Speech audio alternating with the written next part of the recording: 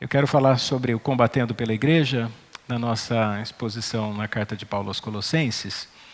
E eu quero começar hoje o capítulo 2. Gostaria que você abrisse a sua Bíblia, por gentileza. Capítulo 2 da carta do apóstolo Paulo à igreja de Colosso, Colossenses 2. E nós vamos fazer a leitura do versículo 1 até o versículo 15. Colossenses, capítulo 2.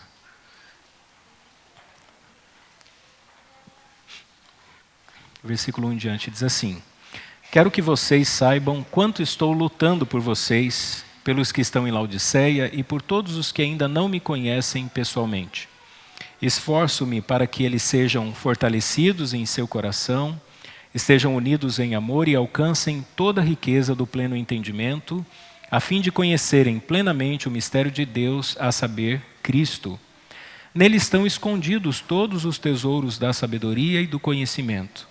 Eu lhes digo isso para que ninguém os engane com argumentos que só parecem convincentes. Porque, embora esteja fisicamente longe de vocês, em espírito estou presente, e me alegro em ver como estão vivendo em ordem e como está firme a fé que vocês têm em Cristo. Portanto, assim como vocês receberam Cristo Jesus, o Senhor, continuem a viver nele, enraizados e edificados nele, firmados na fé, como foram ensinados, transbordando de gratidão. Tenham cuidado para que ninguém os escravize a filosofias vãs e enganosas que se fundamentam nas tradições humanas e nos princípios elementares deste mundo e não em Cristo.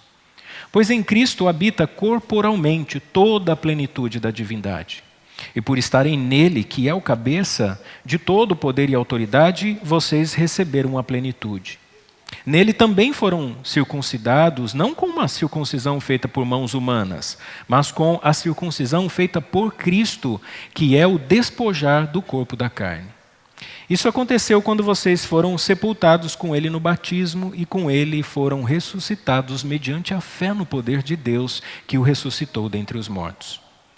Quando vocês estavam mortos em pecados e na incircuncisão da sua carne, Deus os vivificou com Cristo. Ele nos perdoou todas as transgressões e cancelou a escrita de dívida que consistia em ordenanças e que nos era contrária.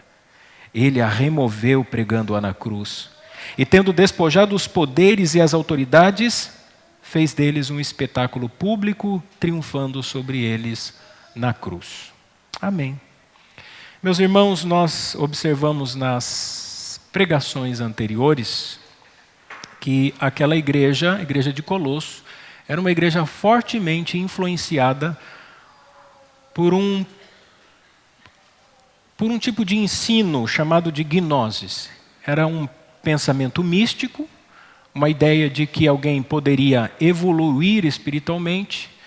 E surgiram falsos mestres, falsos ensinadores que se infiltraram na igreja e começaram a assediar os irmãos daquela igreja para que eles então se voltassem para esse tipo de ensino. E o interessante é que aqui o apóstolo Paulo, já no capítulo 2, ele vai falar para a igreja de Colosso que ele está feliz com os irmãos. Ele recebe a visita do seu fiel obreiro chamado Epáfras, que foi o seu cooperador. Epáfras, provavelmente, aquele que doutrinou a igreja, aquele que ensinou aquela igreja. E, embora Paulo esteja alegre com os irmãos, ele também está preocupado com aqueles irmãos. Ele sabe que os irmãos é motivo de alegria, porque eles permanecem firmes, embora esteja presente naquela igreja pessoas tentando influenciá-los para que eles abandonem a doutrina de Cristo e se voltem ao gnosticismo. Mas aqui, o apóstolo Paulo diz assim: meus irmãos, o ensino de Epáfras é o ensino correto a respeito da pessoa de Jesus. E eu gostaria que vocês soubessem que eu estou aí presente em espírito. Uau! Pensar que o apóstolo Paulo está espiritualmente presente numa igreja, tem gente que vai pensar que tinha uma alma lá, no meio dos irmãos. Um espírito pairando sobre aquela comunidade. Mas não é isso que ele está dizendo. Ele está dizendo assim que há uma concordância do entendimento que ele tem a respeito da doutrina de Cristo com o ensino de Epáfras, o seu fiel cooperador. Por isso que ele diz no verso 5 que ele está então presente em entendimento. Ele está dizendo assim: eu confirmo a pregação do Evangelho pelos lábios de Epáfras. E como é que ele vai fazer isso? Eu gostaria que vocês então me acompanhassem vendo as recomendações de Paulo. Vejam, do verso 4 ao verso 7, o apóstolo Paulo começa dando recomendações àquela igreja. Ele recomenda aqueles irmãos, e a recomendação inicial dele é: vocês devem continuar a progredir na vida espiritual. O apóstolo Paulo sabe que a vida cristã, ela é dinâmica. A vida cristã não funciona da seguinte maneira: bom, eu dou uma pausa, eu faço uma pequena parada, eu deixo de crescer e está tudo bem. Aquilo que eu já aprendi é o suficiente, o que eu já sei é o suficiente, eu vou continuar espiritual, eu vou continuar firme, eu vou continuar dedicado. Paulo diz que isso não é possível. Imagine você fazendo exercício físico. Imagine que você tenha o hábito de praticar algum tipo de esporte. Que você faça caminhadas ou que você faça corridas. Imagine que você já faz isso durante algum tempo. É natural que você, pelo hábito, pela disciplina, pela prática constante, você consiga cada vez mais e melhor. Mas se você parar de fazer esse exercício, você não vai continuar do mesmo jeito, porque a vida na atividade física ela é dinâmica, então se você parar, você vai regredir. Ninguém fica na mesma condição. Se você decidir aprender um instrumento e em um determinado momento você pensar assim: bom, eu já sei o suficiente, eu não vou estudar mais, eu não vou me dedicar mais, eu não vou ensaiar mais com ninguém e eu simplesmente vou manter tudo aquilo que eu aprendi, você não vai conseguir. Porque ou você continua progredindo ou naturalmente você vai regredir, porque você parou de exercitar. Paulo está dizendo: a vida espiritual é a mesma coisa. Ou você continua progredindo, ou você vai regredir espiritualmente, você vai esfriar espiritualmente, você vai morrer espiritualmente. Ninguém fica parado na vida espiritual. Ninguém diz assim: não, eu continuo na mesma posição há muitos anos e a minha vida continua do mesmo jeito. Na verdade, você está regredindo se você não estiver progredindo na vida espiritual. Por isso ele diz que nós devemos progredir na vida espiritual. Agora, como é que eu vou conseguir esse progresso? Como é que eu vou crescer na vida espiritual? Ele diz: é necessário que vocês tenham discernimento. Se vocês não compreenderem a realidade em volta de vocês, vocês não vão progredir. Veja o verso 4. E digo isto para que ninguém vos engane com palavras persuasivas. O apóstolo Paulo sabia que aqueles falsos ensinadores, aqueles falsos mestres estavam infiltrados na igreja e eles usavam argumentos persuasivos. A ideia é palavras mentirosas, como faz um advogado. Eu não estou dizendo que todo advogado é mentiroso, mas obviamente quando ele precisa defender o seu cliente, ele vai usar argumentos falaciosos, argumentos mentirosos.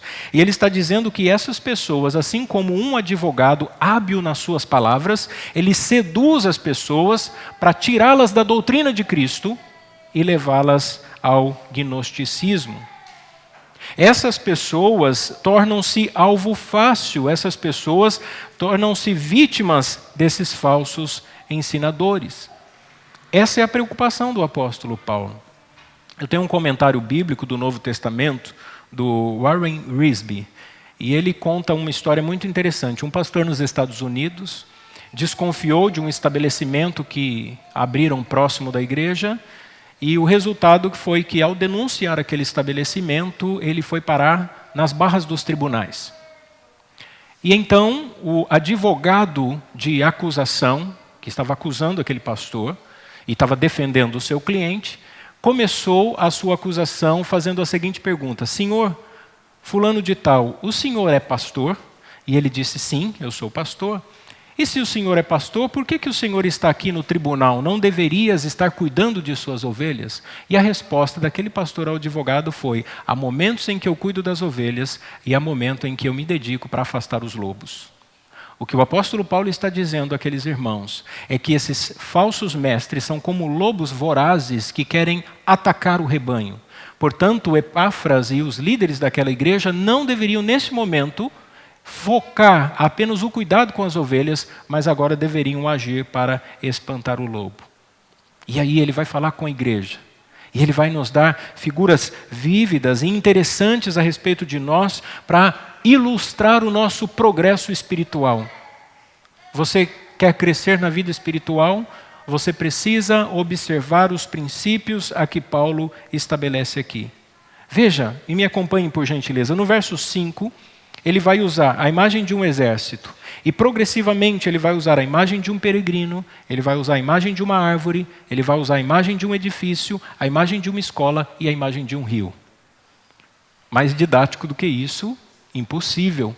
O apóstolo Paulo começa no verso 5 dizendo: vendo a vossa ordem e firmeza da vossa fé em Cristo Jesus. Esse aqui é um vocabulário estritamente militar. Ordem e firmeza fazem parte do contexto de soldados. Ele está dizendo que nós somos como soldados e estamos alistados em um exército, e ele diz: mantenham a vossa ordem e firmeza. E essa palavra ordem e firmeza tem a ver com aquela pessoa que está devidamente postada como um soldado que sabe da sua posição na batalha. Ele diz: irmãos, vocês precisam permanecer firmes. E nós estamos vivendo um tempo em que as pessoas estão brincando de ser crentes.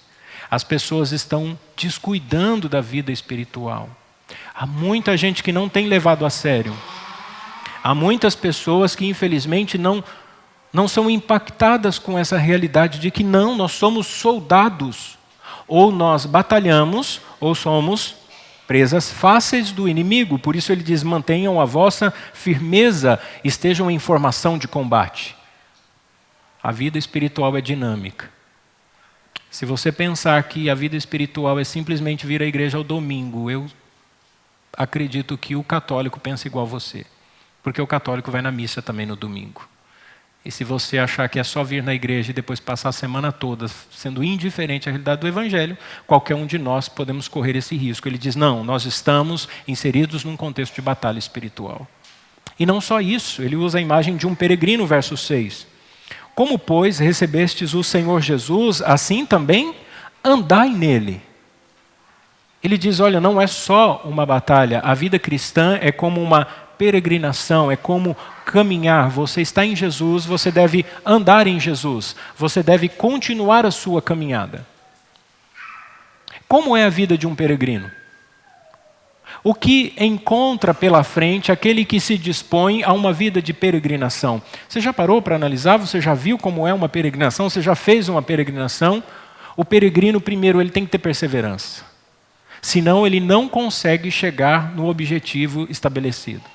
Segundo, ele precisa estar preparado para lidar com diferentes caminhos, com lugares diferentes, com lugares perigosos, inóspitos, inabitáveis, com perigos pelo caminho. O peregrino tem que ser perseverante e aprender a lidar com tudo isso com muita determinação. E o que marca a vida de um peregrino? Quando você vê essas pessoas fazendo peregrinações, seja qual for a sua religião, o que identifica a vida dessa pessoa é exatamente a sua fé. E o peregrino diz assim: eu vou fazer essa peregrinação porque eu acredito nisso. E ele vai e continua caminhando. Por isso, ele diz que as marcas que nós temos, e olha como ele apresenta, como recebestes a Cristo. Como é que nós recebemos a Cristo? Pela fé. Assim nós estamos peregrinando, assim nós estamos andando nele.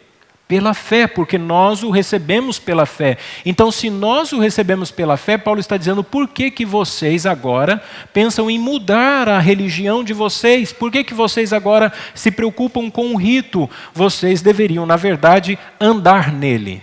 Nele quem? Em Cristo, que você recebeu pela fé. Então, ande pela fé. O justo viverá pela sua fé. A terceira imagem que ele usa é a imagem de uma árvore. Verso 7, parte A. Ele diz: arraigados nele. A versão corrigida e fiel é que usa essa palavra, e eu acho que ela é uma das mais fiéis ao original, mas tem uma outra expressão também que significa radicados, enraizados, arraigados, que significa tendo suas raízes bem profundas e firmadas de forma contínua, imutáveis. Diferente de uma erva qualquer, de uma planta com uma raiz muito curta, muito pequena, sem profundidade, sem capacidade de nutrição, sem firmeza, que qualquer vento de doutrina derruba. Não, nós estamos em Cristo e nós estamos arraigados nele, nós estamos firmes nele. Então significa ter raízes bem fincadas. O crente verdadeiro é uma árvore que não pode ser transplantada. O crente verdadeiro, ele não pode ser tirado do solo que é Jesus para ser colocado em outro lugar. Porque nós estamos arraigados nele. Nós estamos plantados nele. A nossa nutrição vem dele. Essa é a imagem que ele usa. A quarta imagem, o edifício. Ele usa uma linguagem da arquitetura, a parte B do versículo 7. Ele diz que nós estamos sobre-edificados nele. Ele não só chama Jesus de o solo, no qual nós estamos plantados como árvore, mas ele diz também que Jesus é o firme fundamento sobre o qual nós fomos edificados. Sobre, acima, edificados. Edificados em cima de Jesus. É como se Jesus fosse o alicerce. É como não? É de fato o alicerce, o fundamento da nossa fé. Aquilo que nós cremos está firmado em Jesus, está construído sobre Jesus. A palavra edificar aqui é um verbo da arquitetura. E Paulo está dizendo, sobre edificados nele. Nós então somos como o templo de Deus. E somos edificados e somos construídos para a glória de Deus. Essa é a ideia do crescimento pela graça. É como quando você construiu a sua casa, se você fez isso. Quantas pessoas passaram dificuldade para construir a sua casa? E você fez o alicerce? E você ergueu as primeiras fileiras de tijolos? E chegou um determinado momento, talvez você não tivesse mais recurso, e você ficava sonhando, e você fez o quê? Cruzou os braços e a casa levantou-se sozinha? Claro que não. Você arregaçou as mangas, trabalhou para construir a sua casa. A vida cristã é assim. Se nós não continuarmos a construção da nossa casa, vai virar uma obra abandonada. Um lugar sombrio, um lugar onde só há entulhos. Como aquelas casas que não são habitadas e que são abandonadas, e você passa na frente e tudo que você vê são tijolos em deterioração, e você vê mofo nas paredes, e você vê entulhos, e você vê as portas estragadas, e você vê uma casa que começou a ser construída, mas por alguma razão foi abandonada e nunca foi habitada. E aquela casa está em processo de deterioração. Assim tem sido a vida cristã de muitas pessoas. Começou bem. Compreendeu o fundamento, tem um bom alicerce, mas não construiu sobre ele. Achou que erguer as paredes 1 metro e 1,5 metros era suficiente, que não era preciso cobrir, que não era preciso o acabamento, que não era preciso dar continuidade. Simplesmente aquele esqueleto de uma casa espiritual, mas não é uma casa. Não suporta as adversidades, não protege da tempestade, não suporta as lutas e as dificuldades algumas, porque não é uma casa, não tem proteção, não tem segurança, e há muitos crentes assim. Não são firmes. Acham até bonito a igreja, se encantam com a mensagem, acham interessante até como a Bíblia é exposta, gostam das músicas, mas eles nunca mudam, simplesmente não mudam, porque na verdade não estão fundamentados sobre Cristo Jesus. E ele diz também que nós somos como uma escola. Olha que metáfora interessante, agora a parte C do versículo 7.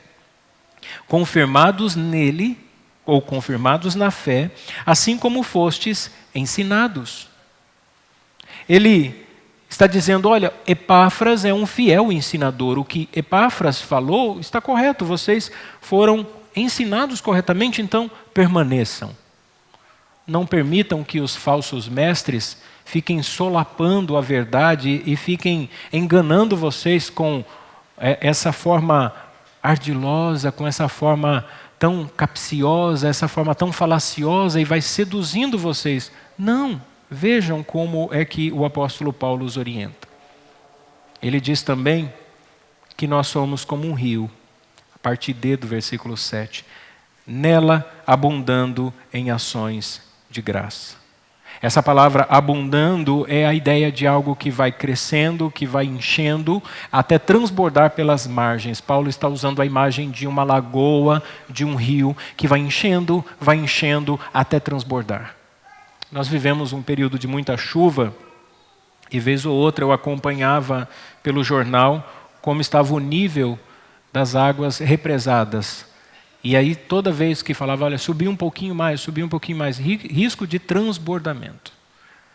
Paulo está dizendo que nós somos como um rio e nós precisamos abundar. E esse abundar em ações de graça é em comunhão, é em vida com Cristo Jesus. Por isso, ele usou a expressão solo, a expressão alicerce, a expressão edifício, e ele diz que agora nós temos que transbordar. Agora, meus irmãos, não apenas progredir. É lógico que nós temos que continuar no nosso progresso, é lógico que nós temos que continuar firmes naquilo que nós aprendemos, é lógico que nós temos que perseverar na doutrina, nós temos que fazer isso. Mas veja o que o apóstolo Paulo diz agora, do verso 8 ao verso 10. Ele diz que eles deveriam estar alertas aos perigos espirituais. Alerta. Nós precisamos acender uma luzinha vermelha. Se nós pensarmos que a nossa vida é confortável, é porque a gente não entendeu o que é vida cristã. Vida de crente não é confortável. Vida de crente não é vida boa. Porque quando você se declara um cristão, você se declara inimigo do diabo. E você não precisa atacar o diabo. Quando você se declara cristão, ele já vai fazer questão de atacar você. Nós estamos em constante perigo, nós precisamos cuidar o tempo todo, nós estamos sendo assediados o tempo todo, nós estamos sendo tentados o tempo todo, nós estamos sendo atacados o tempo todo, a nossa mente, para o laceamento, para nos conformarmos, para aceitarmos as coisas como elas são, para vivermos numa zona de conforto, como se a vida fosse maravilhosa. E tudo bem, de boa, deixa a vida me levar, a vida leva eu. Não, o crente não pode pensar assim. Pessoas que pensam assim geralmente são pessoas que não têm vida de oração. Geralmente são pessoas que não se santificam. Geralmente são pessoas que não estudam a palavra de Deus.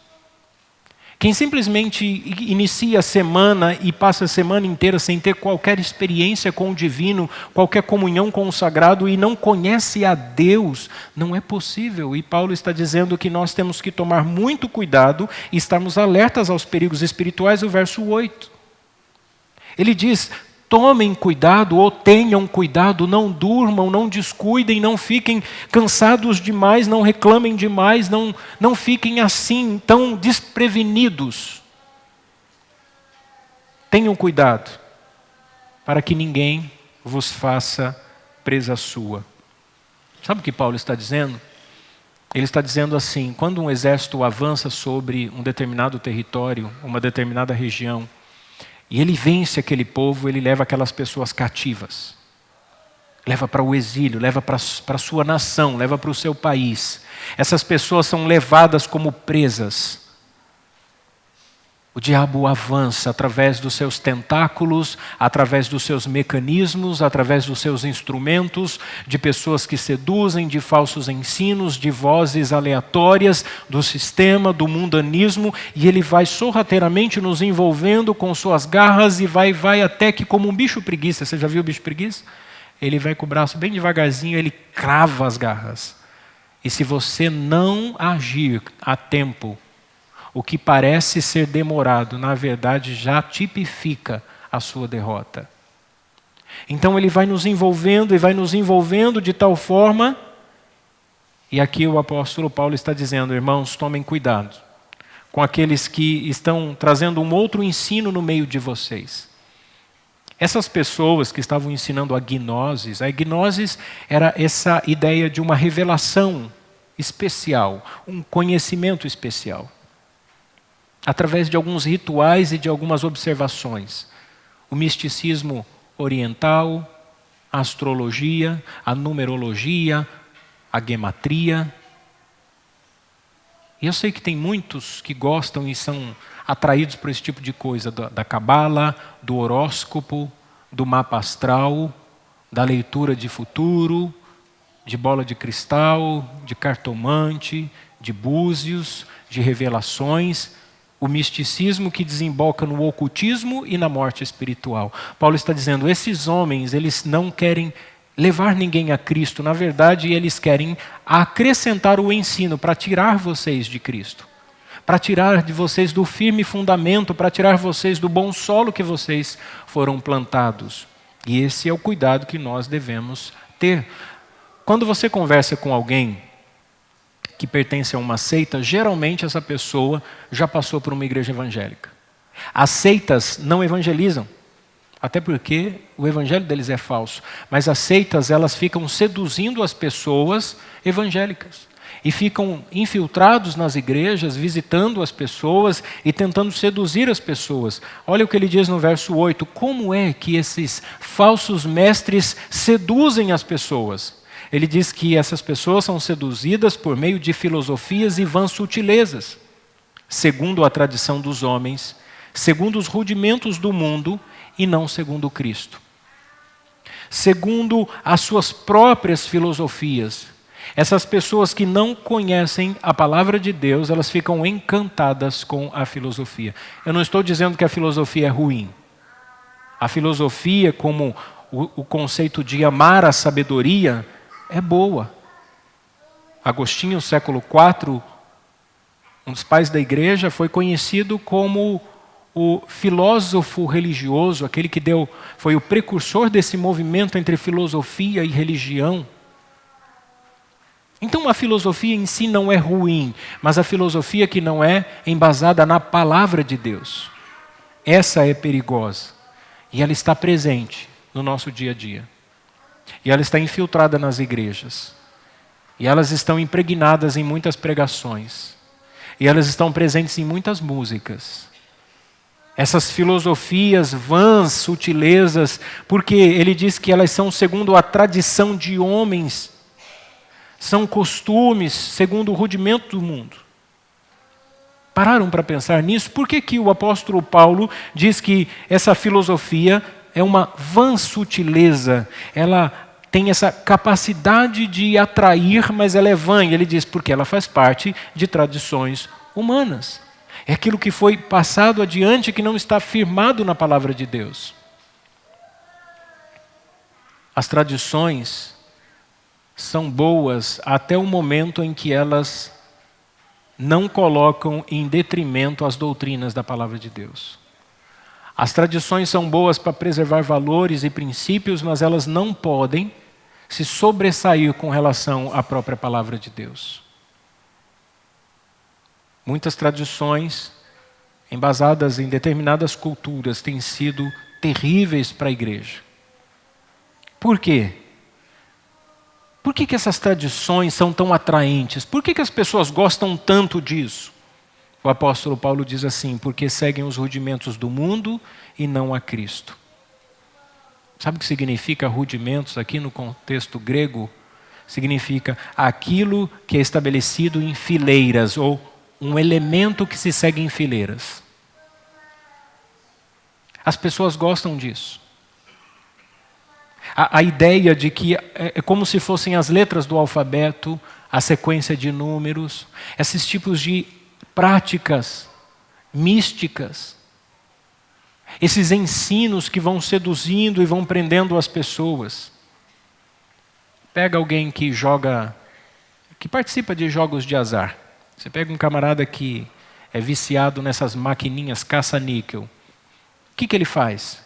Os rudimentos do mundo, o pensamento em fileiras, ele pensa assim, eu perdi 1, 2, 3 vezes, não, vai chegar uma hora que a máquina vai ter que dar o resultado. As pessoas começam a calcular probabilidade, e isso aqui vai seduzindo as pessoas. Por que as pessoas fazem bolão para jogar na Mega Sena? Por causa da probabilidade. Aí pensa assim, não, se tiver mais pessoas, eu prefiro dividir a minha fortuna, mas quanto mais pessoas, maior é a minha sorte, e elas são seduzidas por isso. E muitas pessoas acabam também se envolvendo por essas coisas e compram aquelas revistas para ler o horóscopo, para ver se a vida vai dar certo, se vai estar tudo bem nos negócios, no amor. O apóstolo Paulo diz que essas coisas são atraentes, porque elas fazem parte do sistema do mundo. Mas então, o que é que nós devemos crer? Verso 9. Nós devemos nos apegar a Cristo. Nós devemos pensar somente nele. O conceito da gnosis se voltava para um princípio chamado pleroma. Pleroma era a origem de todas as emanações que nos levam para perto de Deus. Então, é essa coisa mística, esse pleroma. E é interessante que a palavra que Paulo usa aqui, plenitude, significa exatamente pleroma. Ele está dizendo a soma total de quem Deus é, os seus atributos, Cristo é esse pleroma, nele habita toda a plenitude da divindade. Paulo está dizendo, por que vocês estão correndo atrás de coisas místicas, quando na verdade Jesus Cristo é o próprio Deus encarnado? Por que vocês estão procurando um tipo de energia, um tipo de pensamento superior, um conhecimento mais elevado, quando na verdade vocês têm Jesus e nele o pleroma, a plenitude de Deus está presente, ele é o próprio Deus. Nele habita corporalmente toda a plenitude da divindade. E se os gnósticos diziam assim, olha, nós precisamos nos aproximar dessa energia, porque à medida em que a gente vai se tornando uma pessoa mais próxima dessa energia, nós nos tornamos também pessoas melhores. Ele diz assim, com Cristo não. Porque vocês não só estão arraigados nele, alicerçados nele, transbordando com toda a plenitude, no verso 10 ele diz, vocês estão perfeitos nele. Não precisa acrescentar mais nada. É só Jesus, porque ele é o cabeça de todo o principado e de toda a potestade. Essa ideia aqui de sequência, de algo enfileirado como a energia, como eles pensavam, eles diziam assim, olha, os anjos também atuam nessa esfera do nosso relacionamento. Você viu aquelas pessoas que precisam acender um incenso para poder melhorar o ambiente, precisa trazer uma energia positiva, precisa manter uma determinada postura dentro da... Olha, porque existe os anjos, o anjo da guarda, o anjo que atua nisso. Paulo diz assim que Cristo Jesus é o cabeça de todo principado e potestade. Ele governa sobre todas as coisas. É maravilhoso. E o mais importante e impressionante é que Paulo diz que todos os cristãos, todos, sem exceção, têm parte nele. Têm parte nessa plenitude, estão perfeitos nele. Nosso crescimento espiritual não é por adição, por acrescentar, por somar. É isso que a gente precisa entender. O crescimento espiritual não é pelo conhecimento. Eu adicionei um conhecimento hoje. Eu fui na igreja e aprendi uma passagem bíblica, então eu aumentei o conhecimento. Então agora eu tenho um conhecimento maior e eu estou crescendo espiritualmente, eu estou nele. Não é por adição, é por nutrição. É por estar nele, não aprender dele. Foi o que eu falei na escola bíblica, que era uma citação do que eu falei ontem na reinauguração, lá no Saí de Jorge. Não é administrar a nossa vida em nome de Deus, é viver para Deus, é diferente. Tem muita gente administrando a sua vida em nome de Deus, achando que está vivendo para Deus. Nossa, pastor, eu faço tudo certinho, eu compro e pago, eu tenho uma boa postura, tudo isso em nome de Deus. Mas é você que está fazendo. Isso não é viver para Deus. Viver para Deus é cujas afeições, os sentimentos, o desejo, a sua devoção, o seu amor, ele transborda para Deus. Administrar a vida não significa viver para a glória de Deus. Não é por adição, é por nutrição. Quando você aprende alguma coisa, os membros correspondem à coordenação daquilo que a gente faz. Não é porque eu simplesmente olhei para a minha mão e disse assim, mão, você tem que fazer assim, assim para você escrever, ou para você datilografar, você tem que fazer... Não, eu não disse isso para a minha mão, eu não transmiti conhecimento para a minha mão. O conhecimento está no meu cérebro. A minha mão é nutrida pelo meu corpo. e ela corresponde à minha cabeça. Se você está sendo nutrido porque está no corpo, você está ligado à cabeça. Se não, é como um membro morto, que teve um acidente vascular e a mão está lá desse jeito. E você diz assim, faz isso, faz. Tem gente que a vida espiritual é assim. Vai orar, faz isso, faz alguma coisa. Não faz. Entra semana, sai semana. O William está dando risada, né? Não é verdade, irmãos. Aí você fala assim, mas não funciona. Porque não está recebendo nutrição. Não recebe o comando da cabeça. Quando recebe o comando, é diferente. O movimento é feito porque está sendo nutrida pelo corpo. Ou nós estamos sendo nutridos no corpo, cujo cabeça é Cristo, ou você vem, escuta a palavra, mas não funciona. Não reage porque não há nutrição. Esse é o problema, é que a gente acha que para ser um bom crente, eu preciso ter conhecimento. Conhecimento a gente tem. Bastante até. Algumas pessoas podem ter menos conhecimento do que nós e viver muito mais para Jesus do que a gente. Crente formiga, corpinho desse tamanho, a cabeça assim. Então, a questão não é o conhecimento, a questão é ser nutrido e viver, cujo objetivo seja glorificar ao Senhor. Terceiro ponto, e como um bom presbiteriano eu vou parar no terceiro ponto, Paulo vai dizer assim que nós devemos usar a nossa liberdade espiritual e não aceitar nos colocarmos mais debaixo de julgo. Nós somos livres. Não aceite. Não aceite nenhum tipo de imposição, não aceite nenhum tipo de misticismo, não aceite nenhum tipo de nova revelação. Não aceite pessoas querendo persuadir você, dizendo, olha, você tem que ser assim, porque assim é que é ser. Não, você já sabe como é ser crente. Esteja em Jesus Cristo. E o legalismo aqui de Colossos é diferente do legalismo da região de Gálatas. Quando você lê a carta do apóstolo Paulo aos Gálatas, o desafio do apóstolo Paulo é que aqueles irmãos não fiquem presos ao judaísmo.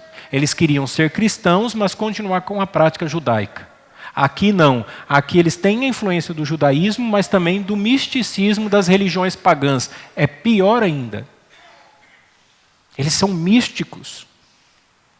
E eles acreditam que as pessoas que fazem isso, que conseguem ser assim, que conseguem observar ritos, que conseguem determinadas práticas, elas são uma elite espiritual. De certa forma, é uma vaidade. Porque se eu tenho uma gnose, se eu tenho um conhecimento que você não tem, então eu sou melhor do que você. Eu estou numa posição superior à sua. Porque você não sabe o que eu sei. Porque você não compreende o que eu compreendo. Porque você não entende o que eu entendo. E Paulo está dizendo, não façam isso. Não é por adição, é por nutrição. É porque nós estamos em Cristo, então todos nós já participamos dessa plenitude. Muitas pessoas têm esse tipo de ideia, né, ainda nas igrejas no dia de hoje. São elites espirituais porque observam determinados ritos, determinadas práticas. Verso 11. No qual também estáis circuncidados com a circuncisão não feita por mão no despojo do corpo, dos pecados da carne, pela circuncisão de Cristo Jesus. Nós precisamos lembrar o que é a circuncisão.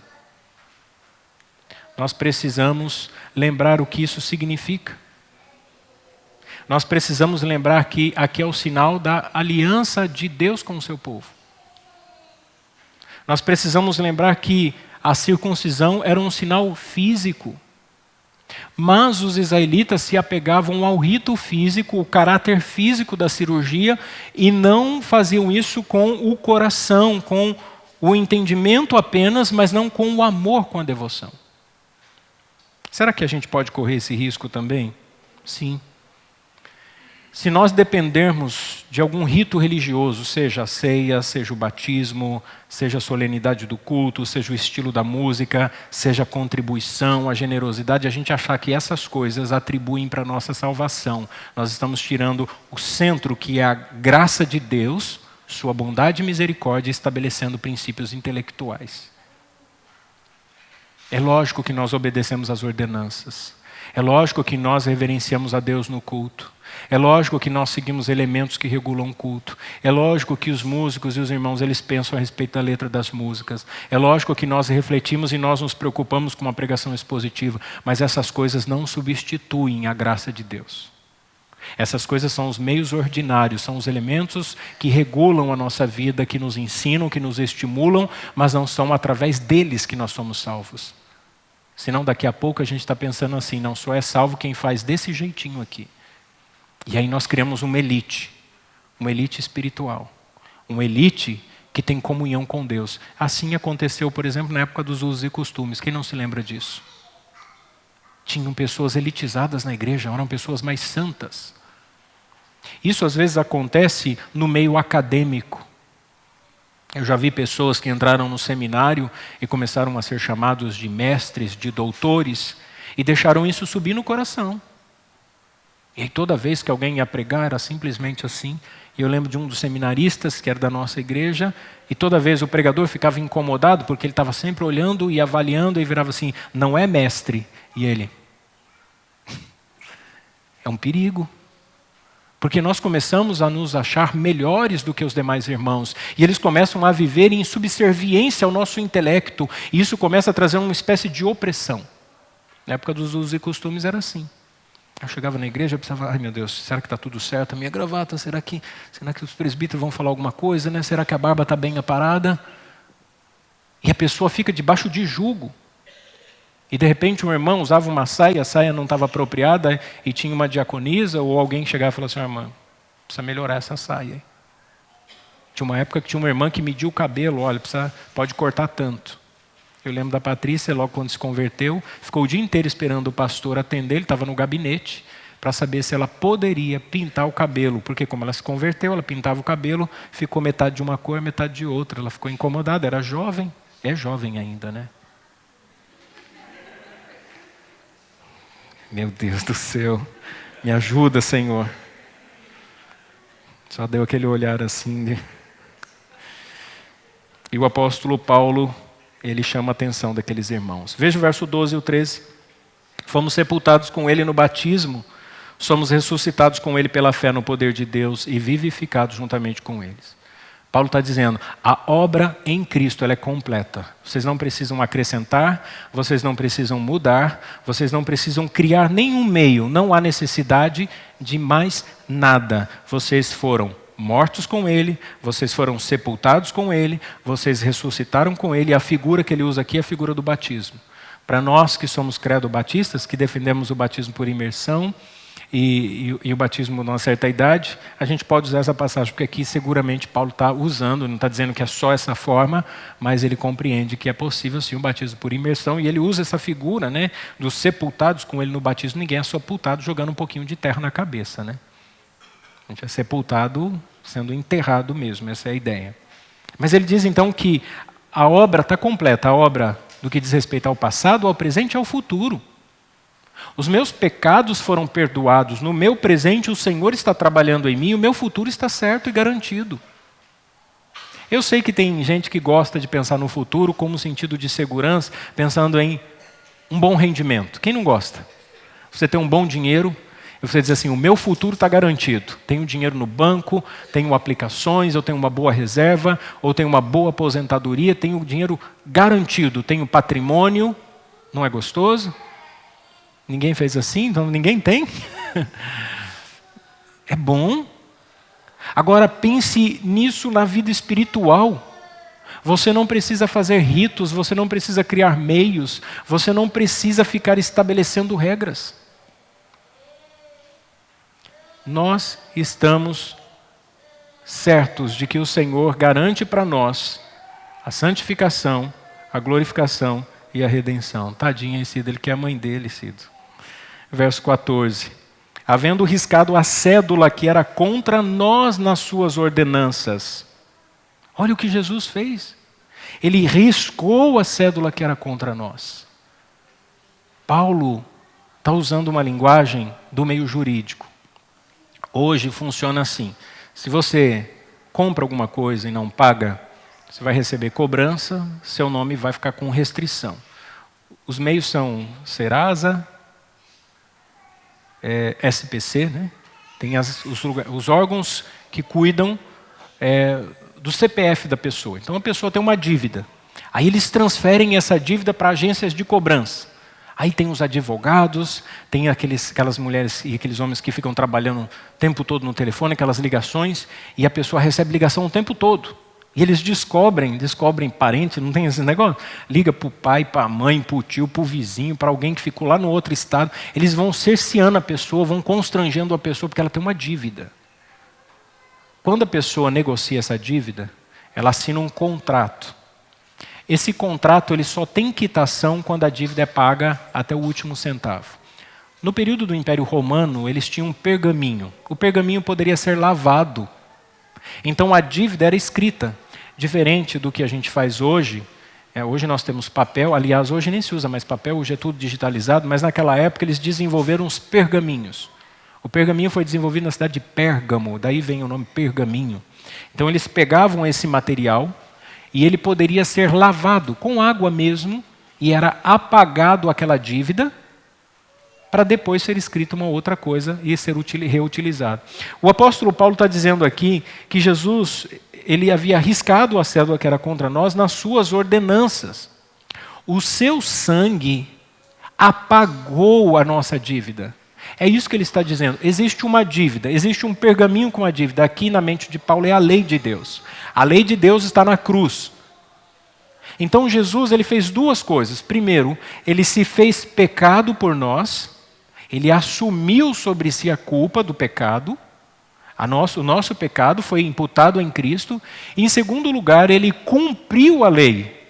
Então o seu sangue agora, ele cobre a nossa dívida, ele paga a nossa dívida. Por isso que vai desembocar então no versículo 15, olha só. E despojando os principados e potestades, os expôs publicamente e deles triunfou em si mesmo. Meus irmãos, Jesus conquistou 3 vitórias na cruz. A primeira delas, ele despojou Satanás. Ele tirou do exército de Satanás todas as armas que ele tinha. Todo o seu arsenal, todo o seu poder de nos atacar, ele tirou. Ele venceu o exército inimigo, o exército de Satanás. Ele não só venceu, mas ele expôs publicamente. A morte, ressurreição e ascensão de Jesus é expor a derrota do diabo. E por fim, ele triunfou. E aqui eu acho muito interessante. Por quê? Os generais romanos, quando eles avançavam numa batalha, e eles eram bem-sucedidos naquela batalha, eles tinham uma vitória, eles voltavam com um cortejo triunfal. Existia um cortejo mesmo. Então o que eles faziam? Eles pegavam os inimigos, amarravam as mãos e os pés, e atrás da carruagem, os inimigos iam andando enfileirados. Às vezes despidos para serem humilhados. E todo o seu arsenal, todos os seus recursos eram levados. Eles praticavam o espólio, eles pegavam um despojo do inimigo e levavam para Roma. E eles hasteavam um estandarte. SPQR. Senatus Populuscus Romanos. Senado e o povo de Roma. O apóstolo Paulo tem essa imagem na sua mente. Ele está dizendo que Cristo triunfou na cruz. E nesse cortejo, Cristo vai à frente. A igreja olhando para Cristo triunfante. E atrás dele, principados e potestades amarrados. O inimigo foi amarrado, Satanás está amarrado. E eles estão caminhando humilhados. E nós que éramos presos desse império das trevas, fomos transportados para o reino do Filho do seu amor. Ele nos levou cativo. Ele nos tomou para si. Nós somos agora o seu povo. É maravilhosa ou não é essa carta? Que Paulo está dizendo, irmãos, a obra na cruz está completa. Portanto, Cristo conquistou a vitória absoluta. E eu concluo, irmãos, então essa mensagem, primeiro, dizendo o seguinte, a carta aos Colossenses é uma carta que nos liberta. Ela nos liberta. Se você tem ainda algum pensamento místico na sua mente, abandone isso. essa carta aqui é uma garantia de libertação, não há mais necessidade. Mas ela não só nos liberta, como ela também nos empolga. Ora, se eu estou em Cristo e se eu estou nele, se a plenitude da divindade é Ele, se nele habita corporalmente toda a divindade, então eu preciso me empolgar com isso, porque eu estou nele, eu sou um com Ele. E também me traz um grande alívio. Eu não preciso ficar confuso quando eu passar por dificuldades, quando eu enfrentar a dor e o sofrimento, como eu citei na escola bíblica da nossa irmã, que recebeu a notícia do seu filho que faleceu num acidente, quando eu enfrentar o luto, quando eu perder alguém que eu amo, se eu tiver um diagnóstico de alguma doença muito grave, quando faltar o dinheiro, quando tiver problema familiar, quando for qualquer coisa que acontecer na minha vida. Eu tenho alívio e eu não vou ficar confuso. Eu não tenho crente enraizado em Cristo, não tem confusão. Eu me admiro como algumas pessoas passam tantos anos na igreja e ainda estão confusas. Confusas a respeito de Jesus, confusas a respeito da sua santidade, confusas a respeito da sua devocional, confusas a respeito do seu casamento, confusas a respeito da educação dos filhos, confusas a respeito do seu trabalho, confusas a respeito da caridade. Nós não podemos viver assim. Nós precisamos saber as coisas, nós precisamos entender as coisas. Sua mensagem, a mensagem do apóstolo Paulo, é de que só em Cristo é possível obter plena salvação. Não é maravilhoso? Só em Jesus nós temos plena salvação. E eu faço algumas perguntas para você. Primeiro, como está a sua vida em relação a Cristo? Como você está vivendo com relação a Jesus? Você pode encher o seu peito e dizer com seus lábios, eu amo Jesus. Você tem segurança para dizer assim, eu vivo para Ele, eu tenho comunhão com Ele. Você pode dizer isso nessa noite, sair daqui tranquilamente e dizer assim, eu vivo para Jesus. Ou você tem recorrido a ritos. Cristo Jesus é suficiente, ou a gente não tem nada. Ou Jesus é tudo, ou nós não temos nada. O caminho correto é Jesus. Ele é o único e verdadeiro caminho. Somente Ele venceu, e a sua vitória nos mantém seguros. Amém?